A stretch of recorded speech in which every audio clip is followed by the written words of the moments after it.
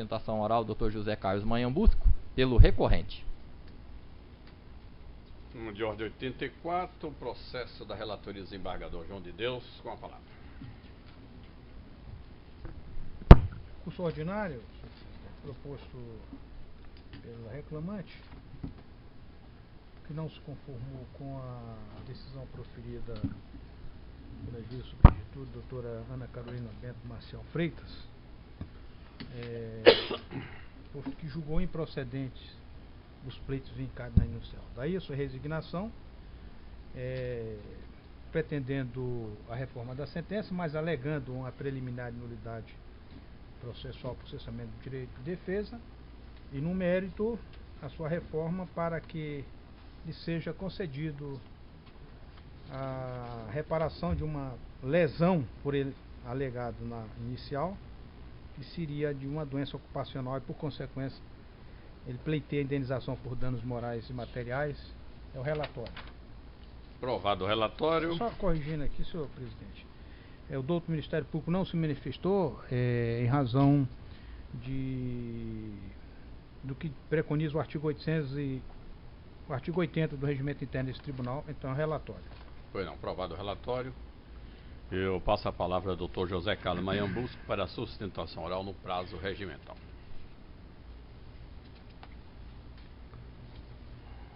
Presidente, desembargador Canoa, senhor revisor, desembargador João de Deus, vogal, desembargador Amorim, representante do Ministério Público, eventuários, colegas e partes. Senhor relator, aleguei essa preliminar, uma vez que foi cerceado ao reclamante a produção de outra prova pericial. Todos nós sabemos que existe uma dificuldade muito grande, normalmente do reclamante, produzir uma prova técnica, seja pela deficiência financeira, seja também pela falta de profissionais para realizar esse mistério. Então ficamos sempre reféns da prova pericial elaborada pelo perito do juízo. Quando essa prova não atende ao procedimento legal, é evidente que nós pedimos para que outra prova pericial seja realizada. Mas, como de costume, a prova é negada e o reclamante fica simplesmente à mercê da conclusão de um único laudo pericial. Esta é a razão da preliminar que consta no recurso. Não foi dada a oportunidade ao reclamante de uma nova prova e sequer a oportunidade de esclarecimento. E quando impugnou-se o laudo, elencou-se vários quesitos para que fossem indagados ao perito, e isso também foi negado. Ora, como se exercitar plenamente o direito constitucional do devido processo legal, contraditório? De que maneira se lhe é negado? E aqui foi o que aconteceu. Foi negado, inclusive, a oportunidade de esclarecimento. Negar a segunda perícia? Tudo bem, agora negar esclarecimento? Seria um simples despacho? Esclareça o perito? Não seria o caso nem trazê-lo a uma audiência? Mas isso foi negado. Foi negado. Como produzir a prova? A prova é técnica, é só ele que pode informar. E ele não o fizeram. Bem, sobre a documentação dos autos, inclusive confirmada pelo perito, existe prova aqui de que o reclamante é portador de problema nos seios da face, de reclamante é portador de dorsalgia, problema na coluna, sinovite e tenossinovite. Isso tudo devidamente codificado. Ou seja, o atestado vem com o CID respectivo. O perito não considerou o diagnóstico desses exames. E aí vamos voltar lá atrás. Quando o empregado ingressa nessa empresa, ele faz o ato admissional, é submetido aos exames e até exames complementares se a empresa e o médico do trabalho da empresa o quiser. Portanto, o empregado entra apto ao trabalho. A atividade, como todos nós sabemos, nesse particular, é uma atividade de risco ergonômico, com esforço repetitivo. A jornada é extraordinária. Ergonomicamente, o ambiente de trabalho é deficiente. Todos nós sabemos disso, porque tem muitas ações dessas empresas nesse tribunal. Agora, o funcionário adoece, né? E surpreendentemente ele tem que produzir a prova de que essa doença não é de origem ocupacional. Mesmo ele tendo ingressado naquela empresa, não sendo portador de qualquer doença. Não estou aqui dizendo aos senhores que devemos aplicar ipsilitra a responsabilidade objetiva, mas devemos reconhecer pelo menos uma presunção. E esta a favor do reclamante, que é a parte mais fraca. Se ele entrou saudável e no decorrer da relação contratual ele adquiriu problema de saúde, evidentemente que só existe um culpado. A não ser que haja uma prova em sentido oposto, um fator extralaboral, mas não é o que está nos autos. Agora o perito simplesmente, desconsiderando os exames, ele afirma: não ficou caracterizado o nexo com a atividade reclamada, não apresenta perda ou redução, desconsidera, né, a prova técnica também, que são os exames. Com todo respeito ao laudo do perito, eu acho que esse laudo carece, inclusive, de fundamentação. Até porque não foi facultado ao reclamante a exposição aos mesmos agentes de risco a qual ele trabalhava. A perícia foi feita 8 meses depois do afastamento. O que pode se concluir? A existência de uma melhora? Sim, pode ter coisa da melhora. Agora, ele está curado? Não sei. Não foi feito outro exame complementar? Apenas amnésia? Apenas olhou-se? Cadê o outro exame que diz que ele está? Bom, não tem, excelência. E eu digo aos senhores, recentemente, participando de um evento em São Paulo, na Academia Nacional de Direito do Trabalho, ouvimos um engenheiro do trabalho e, pasmo, isso está gravado lá. Não podemos entregar a decisão na mão do perito. Muito embora, isso é público e notório, salvo alguns magistrados que devem ter essa formação na área de medicina, nós não somos técnicos realmente para dizer, olha, essa doença é assim, essa doença é assim. Mas não podemos entregar na mão do perito simplesmente a conclusão. Porque ele concluiu e nós não vamos investigar mais nada. Cadê o exame complementar aqui para provar que ele está apto?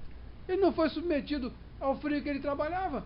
Ele não foi submetido ao esforço repetitivo para dizer que ele estava bom. Ele achou que ele está bom. Mas 8 meses se passaram. Então faltou ao perito, com todo respeito, uma investigação mais precisa para dizer e afirmar simplesmente não há doença ocupacional, até porque essa patologia ela faz parte da legislação que atesta o nexo técnico epidemiológico. a qual ele aqui nem de longe passou por isso. Então, com todo respeito à decisão da magistrada, eu acho que aqui não houve uma subsunção adequada. Eu acho que houve o cerceamento de defesa, sim, independentemente do deferimento ou do indeferimento. E isso é uma faculdade do julgador mesmo.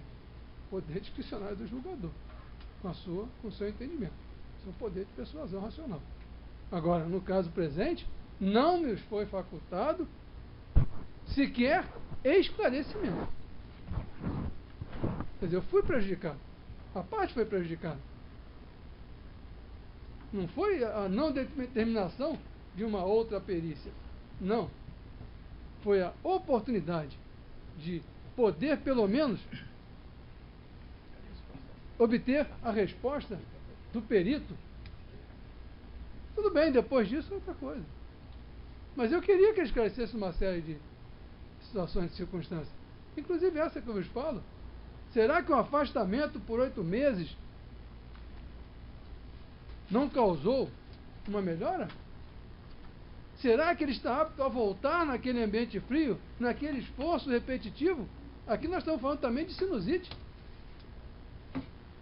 que é o frio, não só da lombalgia, não só da tenossinovite, mas estamos falando de sinusite.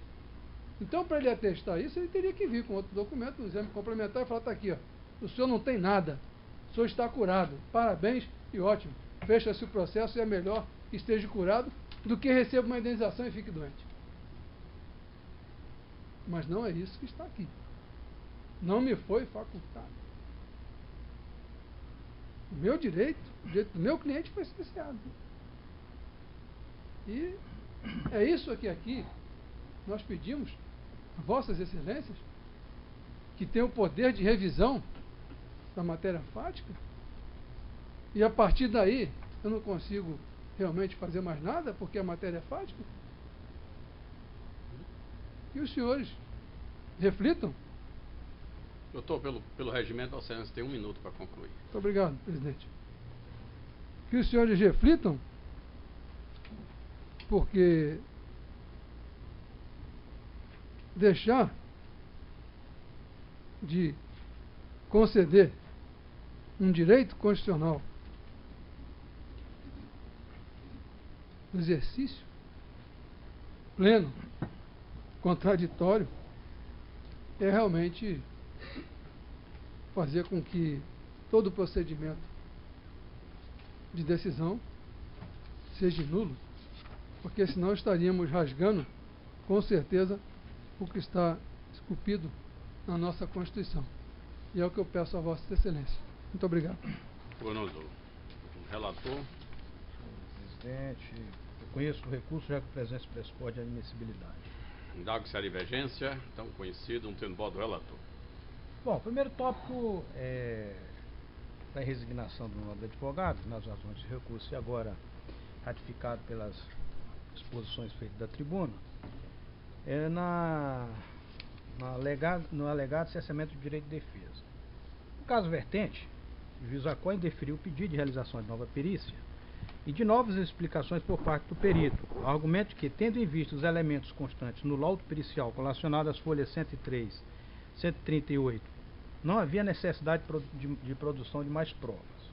Ora, certamente o seu convencimento não dependia de nova prova pericial ou de novas explicações, tendo se formado seu convencimento frente às conclusões do laudo pericial em confronto com os outros meios de provas constantes dos autos. E se o laudo pericial e os demais meios de prova que constam dos respectivos autos foram suficientes para embasar o convencimento do juiz, e é faculdade deste a apreciação quanto à necessidade e à pertinência dos pleitos das partes, tenho que, na espécie, a meu ver, não há imprescindibilidade de nova prova pericial ou de outras explicações do douto perito, como defendido nas razões de recurso, até porque em nada alteraria a conclusão, tornando-se relevante e nova diante dos termos que se formou o seu convencimento. E assim sendo, é que não vislumbro em nenhum cessamento do direito de defesa, razão pela qual eu nego provimento do recurso no particular. Como revisor, estou de acordo com o voto do desembargador Amorim. De acordo, excelência. Então, é negar provimento ao recurso com relação à arguição de nulidade nos termos do voto do relator. Questão de fundo, como bem colocado também pelo nobre advogado da tribuna, doença ocupacional, uma doença equiparada, né, do trabalho.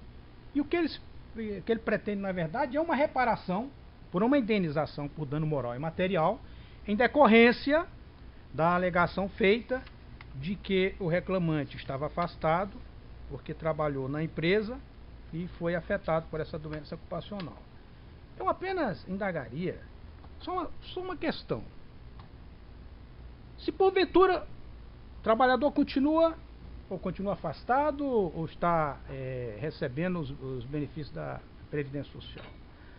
Se aqui o tribunal deferisse, ou se o juiz de primeiro grau tivesse deferido, acolhido a pretensão da inicial, no tocante a alguma reparação por lesão, uma indenização que seria 100 mil, 50 mil, 30 mil, 10 mil, 1 milhão, seria o suficiente para reparar essa situação? Eu digo isso porque, se a gente pegar essa pauta de hoje, com mais de 130 processos, sem sombra de dúvida, 60% tem dano moral, dano material. Principalmente o moral. Isso é o que a gente está discutindo aqui. Ou seja, dependendo da situação processual, se banaliza esse pedido. Mas a questão do processo em si é de que, data vênia das razões do recurso, bem como das colocações feitas pelo nobre advogado da tribuna, eu não vislumbro aqui como acolher a tese vindicada na peça vestibular. Ao analisar o conjunto probatório, que seria o laudo pericial mais a prova documental, falou constante do laudo realizado pelo senhor perito, que foi colacionado às folhas 130 e 138, de que o reclamante não apresenta alterações anatômicas ou déficits funcionais articulares significativos na coluna vertebral lombar, ou mesmo nexo de causalidade com as atividades exercidas por este na reclamada. Folhas 136.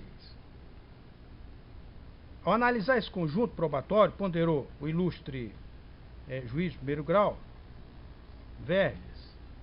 Destarte, a perícia concluiu pela inexistência de nexo de causalidade. Esclareceu, inclusive, a ausência de redução ou perda da capacidade laborativa. Ressalto que o inconformismo manifestado pelo autor não vem acompanhado de qualquer elemento capaz de infirmar tecnicamente as constatações periciais. Assim sendo, tendo a perícia sido realizada dentro de parâmetros regulares, acolho o laudo como meio de prova. Não conheço das alegadas doenças como ocupacionais e por conseguinte, indefiro os pleitos de indenização por danos morais, estéticos e materiais, seja no tocante nos lucros cessantes, danos emergentes ou despesa com tratamento médico. Essa é exatamente a fundamentação da sentença de folha 152, que não acolheu a pretensão do autor dessa reparação dessas lesões. E aqui eu digo, logo, não havendo a comprovação do nexo causal entre as doenças adquiridas pelo autor e as atividades por ele desempenhadas exclusivamente na reclamada hora recorrida, não há falar em culpa do empregador ou nexo entre o dano, ação ou omissão alheia, pois ainda que existente o dano, mas este tenha ocorrido, por exemplo, em função de culpa exclusiva da vítima ou por motivo de força maior ou caso fortuito, não há que se responsabilizar o réu. Então, por todo exposto, não se constatada a presença dos requisitos legitimadores da concessão das indenizações pretendidas pelo demandante, reclamante, notadamente o nexo e a culpa, consoante já afirmado, é que eu nego provimento ao recurso, mantendo-se correta a decisão ora atacada. É meu voto, senhor presidente. Como revisor, compõe integralmente o voto do relator, com voz do vereador Mauri. Da mesma forma, excelência. Não há divergência. Vai negar provimento ao recurso, no termo do voto do relator por unanimidade.